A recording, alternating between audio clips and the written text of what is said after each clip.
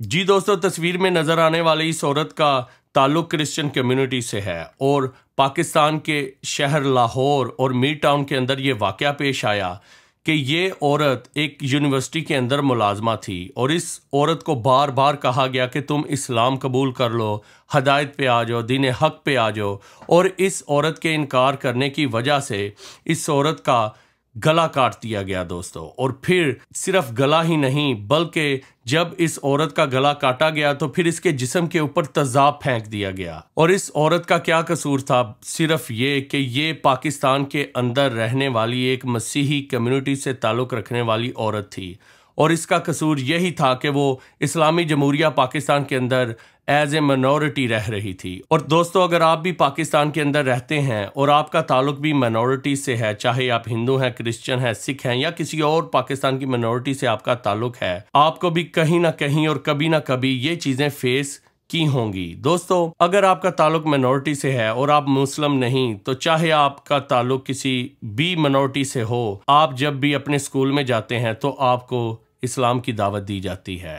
अगर आप जॉब्स करते हैं तो वहाँ पे भी आपको इस्लाम की दावत दी जाती है। अगर आप सोशल मीडिया के ऊपर हैं और आप किसी मीडिया की कंपनी में काम करते हैं और कैमरे के ऊपर हैं, तो फिर भी लोग कमेंट्स के नीचे आपको यही कहेंगे कि आप राह हक पर आ जाइए।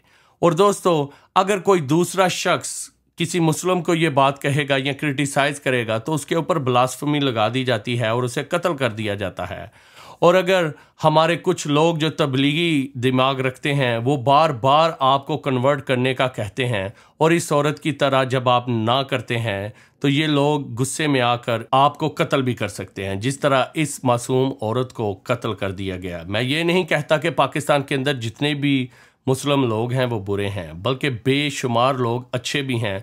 मगर पाकिस्तान के अंदर ये जो इंतहा पसंदी है ये चंद सालों के अंदर बहुत ज़्यादा बढ़ती जा रही है। और ये आग जो अब मिनॉरिटीज़ के अंदर लगी है सिर्फ यहीं तक महदूद नहीं, बल्कि मुस्लिम्स के अंदर भी लोग एक दूसरे को उनके अकायद की डिफरेंसेस की वजह से कत्ल कर देते हैं दोस्तों।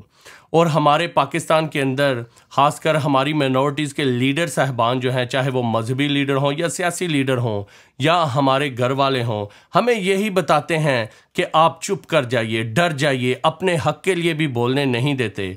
और मेरा तमाम तर मिनॉरिटीज़ के नौजवानों से और जितनी भी कम्युनिटीज़ हैं उनसे यही कहना है कि खुदारा आप अपने हक़ के लिए आवाज़ उठाएं। अगर आपके ऊपर पाकिस्तान के अंदर जुल्म हो रहा है तो इस चीज़ को शेयर कीजिए, आवाज़ उठाइए कि कब तक आप इस तरह का जुल्म पाकिस्तान के अंदर बर्दाश्त करते रहेंगे। हमारे जो लीडर्स हैं, जो रहनुमा हैं, उन्होंने हमको कमज़ोर कर दिया है कि चुप हो जाओ, डर जाओ, अपनी आवाज़ बुलंद ना करो। और पाकिस्तान के अंदर जो हमारे पास्टर साहबान हैं या फादर्स या जितने भी दूसरे मजहबी रहनुमा हैं वो यही बात कोट करते हैं कि आपकी एक गाल के ऊपर तमाचा मारो तो दूसरा भी आगे कर दो। वो इस कॉन्टेक्स्ट को इस तरह यूज़ करते हैं कि तुम बुज़दिल बन जाओ। दोस्तों, बाइबल मुकद्दस के अंदर ये भी लिखा हुआ है कि अपने हक़ के लिए आवाज़ उठाइए।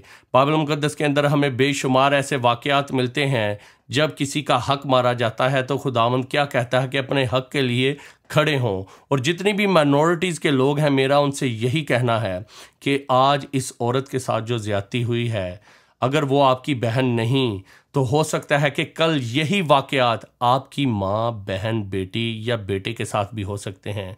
तो दोस्तों, अपने गिरेबान तक आग आने तक खामोश मत रहें, बल्कि ये जो आग मिनॉरिटीज़ के ख़िलाफ़ लग चुकी है इसके ख़िलाफ़ आवाज़ उठाएं और अपने हक़ के लिए आवाज़ उठाएं। और पाकिस्तान के अंदर मिनॉरिटीज़ को इक्वल राइट्स नहीं दिए जाते। आज वो वक्त आ चुका है कि अपने बराबरी के हकूक़ के लिए आवाज़ उठाइए। आज़ादी और हकूक़ जो है वो आपको प्लेट के अंदर नहीं मिलेंगे, बल्कि आपको जद्दोजहद करना पड़ेगी, आपको आवाज़ उठाना पड़ेगी।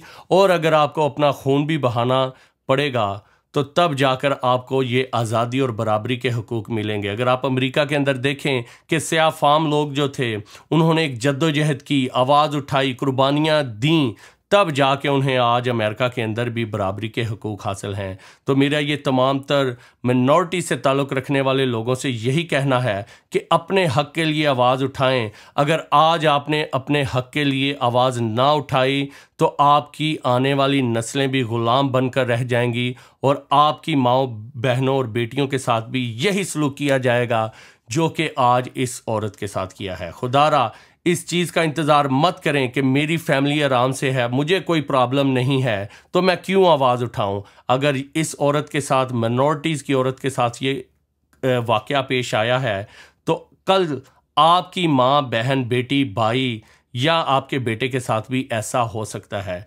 आइए हम सब मिलकर आवाज़ उठाएं और इक़्तिदार में बैठे हुए जितने भी हुक्मरान हैं उनसे ये अपील करें कि खुदारा ये जुल्म और ये ज़्यादती मिनॉरिटीज़ के साथ पाकिस्तान के अंदर ख़त्म की जाए। ये लोग दूसरे ममालिक के अंदर में जाकर तो ये कहते हैं कि इस्लामोफोबिया फैल रहा है कि अमेरिका, यूरोप, कनाडा के अंदर हालांकि जितने भी मुसलमान हैं वो खुशी की ज़िंदगी गुजार रहे हैं, अपने बिजनेसेस कर रहे हैं, गोरियों से शादियां कर रहे हैं और हर तरह की लग्जरी को एंजॉय कर रहे हैं। मगर जब यही लोग, इमरान खान हो, शहबाज शरीफ साहब हों या जितने भी हुक्मरान हैं, पाकिस्तान के अंदर जाते हैं तो इनको क्रिश्चियन फोबिया, हिंदू फोबिया और दूसरी पाकिस्तान के अंदर मिनॉरिटीज़ फोबिया नज़र नहीं आता। और ये इंतहा पसंदी को अब ख़त्म होना चाहिए पाकिस्तान के अंदर।